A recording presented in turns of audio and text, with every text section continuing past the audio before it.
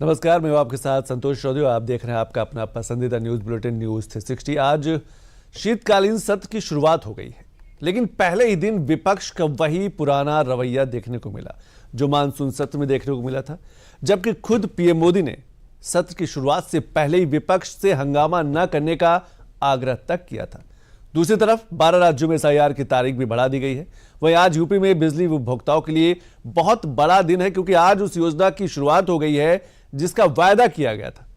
एक खबर काशी से भी दिखाएंगे और आपको डीडी यूपी की एक एक्सक्लूसिव रिपोर्ट भी दिखाएंगे। साथ ही अगले 45 मिनट में आपको कई और बड़ी खबरें दिखाएंगे, लेकिन न्यूज 360 की शुरुआत करेंगे शीतकालीन सत्र से। विपक्ष ने एसआईआर के जिस मुद्दे पर आज हंगामा किया, केंद्र सरकार की तरफ से उस पर जवाब भी आ गया है। क्या है जवाब, उस पर एक रिपोर्ट। जगह बहुत होती है, जिसको करना है करते रहें। यहां ड्रामा नहीं, डिलीवरी होनी चाहिए। शीतकालीन सत्र के शुरू होने के पहले पीएम मोदी का ये सीधा संदेश उन सियासतदारों को था जो संसद की कार्यवाही में बाधा डालते हैं। लेकिन सियासत का दस्तूर देखिए कि पीएम मोदी के आग्रह के बाद भी विपक्ष का रवैया नहीं बदला और संसद का पहला सत्र ही संग हंगामे की भेंट चढ़ गया। 20 people, 40 people speak together, I can't hear. नहीं, आप क्या चाहते हैं? प्रोसीडिंग्स चलना है नहीं चलना है? आप बता दीजिए ना, आप बता दीजिए। You want the proceedings to go ahead or not? You want to be heard or not? If you don't want to be heard, सभा की कार्यवाही कल मंगलवार दिनांक 2 दिसंबर 2025 को प्रातः 11 बजे तक लिए स्थगित की जाती है। संसद में हंगामे का ये सिलसिला मानो विपक्ष की अब आदत बन गया है। न सदन चलता है, न जनता के मुद्दों पर चर्चा हो पाती है। लेकिन इसके बावजूद विपक्ष का रवैया नहीं बदल रहा, जबकि पीएम मोदी ने इसीलिए सत्र शुरू होने के पहले ही विपक्ष को सलाह दी थी। नई पीढ़ी के अनुभव सदन के माध्यम से राष्ट्र को भी लाभान्वित करेंगे, और इसलिए मेरा आग्रह रहेगा कि हम इन चीजों को गंभीरता से लें। ड्रामा करने के लिए जगह बहुत होती है, जिसको करना है करते रहें। यहां ड्रामा नहीं, डिलीवरी होनी चाहिए। नारे के लिए भी जितने नारे बुलवाने हैं, वो पूरा देश खाली पड़ा है। जहां पराजित होकर के आए वहां बोल चुके हो, जहां अभी पराजय के लिए जाने वाले हो वहां भी बोल दीजिए।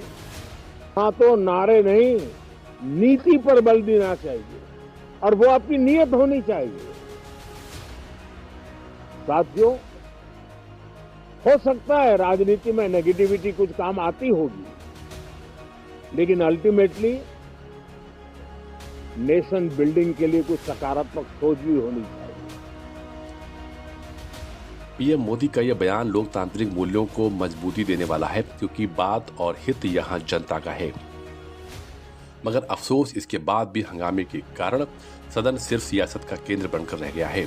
जबकि पीएम मोदी ने विपक्ष का नाम लेकर सदन को शांति से चलाने का आग्रह किया था।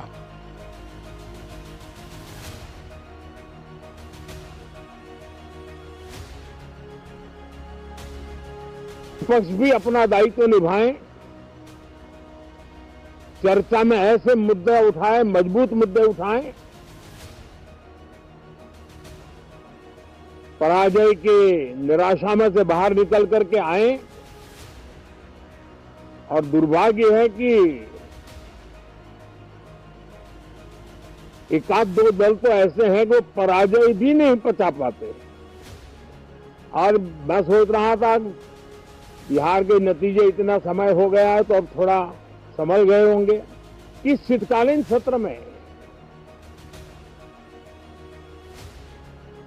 पराजय की बौखलाहट का वो मैदान नहीं बनना चाहिए, और ये शीतकालीन सत्र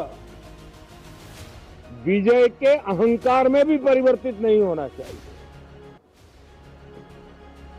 बहुत ही संतुलित तरीके से, जिम्मेवारी के साथ, जनप्रतिनिधि के रूप में देश की जनता का हमसे जो हमें दायित्व दिया है और हमसे जो अपेक्षाएं हैं, उसको संभालते हुए हम आगे के लिए सोचें, हालांकि पीएम मोदी के इस आग्रह का विपक्ष पर कोई असर नहीं दिखा और दोनों ही सदनों में एसआईआर और वोट चोरी के आरोप के मुद्दे पर हंगामा हुआ, जिसके कारण लोकसभा की कार्यवाही को मंगलवार तक के लिए स्थगित करना पड़ा। लेकिन विपक्ष के ऊपर इसका कोई असर नहीं पड़ा और सदन के बाहर फिर से वही मुद्दे बुलंद करने लगे। जिम्मेदारी बनती है कि सभी का वोट बनाएं। ये काम हम पॉलिटिकल पार्टी के वर्कर्स कर रहे हैं कि हमारा वोट कटे नहीं। सोचिए कितना विरोधाभास है कि हम पॉलिटिकल पार्टी के लोग प्रयास कर रहे हैं कि हमारा वोट न कटे, काटा न जाए, क्योंकि बीजेपी का हर काम, हर फैसला चुनाव आयोग के माध्यम से ये है कि इनका वोट काटा जाए। हम अपना वोट बचाने के लिए लड़ाई लड़ रहे हैं। आज किसी चीज पे चर्चा नहीं करना चाहती तो कैसे चलेगा सदन? उनको कुछ तो मानना चाहिए ना। एसआईआर पे नहीं तो इलेक्शन रिफॉर्म पे, किसी रिलेटेड इशू पे भी तो कर सकते हैं डिस्कशन। तो जब तक वो डिस्कस नहीं करेंगे तो कैसे चल सकता है सदन? विपक्ष ये आरोप तब लगा रहा है जब इससे ठीक पहले खुद लोकसभा स्पीकर ओम बिरला ने चर्चा के लिए सभी को पर्याप्त समय देने की बात कही थी, लेकिन इसके बावजूद विपक्ष की हंगामा नहीं थमा। पिछले सत्र के अंदर भी आप लोगों से आग्रह किया था कि हम दुनिया के सबसे बड़े लोकतंत्र हैं, हमें अच्छी परंपराएं, अच्छी परिपाटियां डालनी चाहिए। ये सदन नारेबाजी तख्तियों के लिए नहीं है। इसके लिए आपके पास सदन के बाहर बहुत मौके होते हैं। मेरा आपसे हमेशा प्रयास रहता है कि आपको जनता ने चुनकर भेजा है, आप उनकी अपेक्षाएं, आकांक्षाओं को अभिव्यक्ति करो, उनकी कठिनाई, चुनौतियों पर चर्चा करो, मुद्दों पर चर्चा करो। मैं सबको पर्याप्त समय, पर्याप्त अवसर उपलब्ध कराऊंगा। विपक्ष का ये रवैया ठीक पिछले मानसून सत्र की तरह ही दिखाई दे रहा है, जहां ज्यादातर दिन सिर्फ हंगामे के कारण बर्बाद हुए थे और अब शीतकालीन सत्र में भी वही होता हुआ दिखाई दे रहा है। बीजेपी तो इसे विपक्ष की नियोजित प्लानिंग बता रही है। जिस तरह से आज स्पीकर साहब ने कहा कि उन्होंने महसूस किया कि ये जो हंगामा हो रहा है ये नियोजित ढंग से हो रहा है। उन्होंने बार बार उस पीठ से चेतावनी भी दिया कि आखिर आप नियोजित ढंग से पूरे सदन को बाधित कर रहे हैं। तमाम जो क्वेश्चन आवर है, संसद सदस्यों का अधिकार है, उस पर सवाल पूछने का नहीं दे रहे हैं। तो इसके बाद उनको सदन स्थगित करना पड़े तो स्वाभाविक है कि ये सोची समझी हुई विपक्ष की रणनीति है। जैसे उन्होंने मानसून सत्र को इसी एसआईआर के हंगामे के भेंट चढ़ा दिया, उसी तरह से विंटर सत्र। लेकिन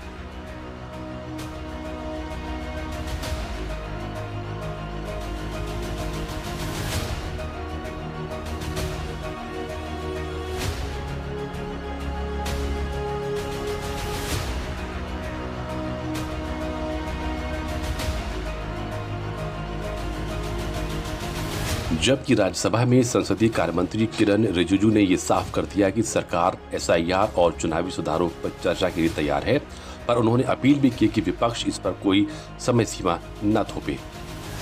Yesterday in the all-party meeting or BSc or today, what I am saying is it is under the consideration of the government. If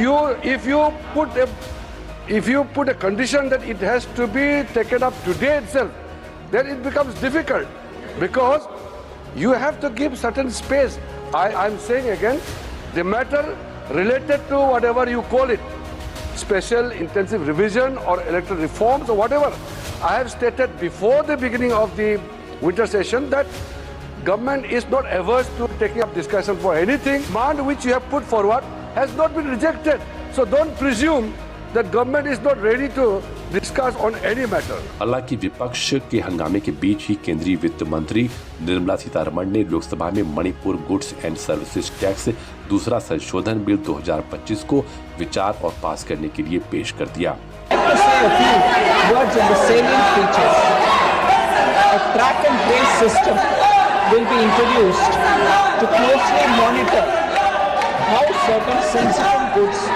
move through the supply chain.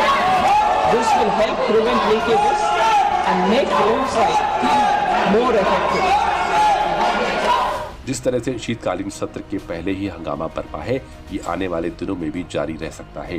ये सत्र 19 दिसंबर तक चलेगा और इसमें 15 बैठकें होनी है। सरकार 10 नए बिल भी पेश करेगी, लेकिन मुसीबत विपक्ष का हंगामा बना हुआ है, जो सदन की कार्यवाही में एक बड़ी बाधा है।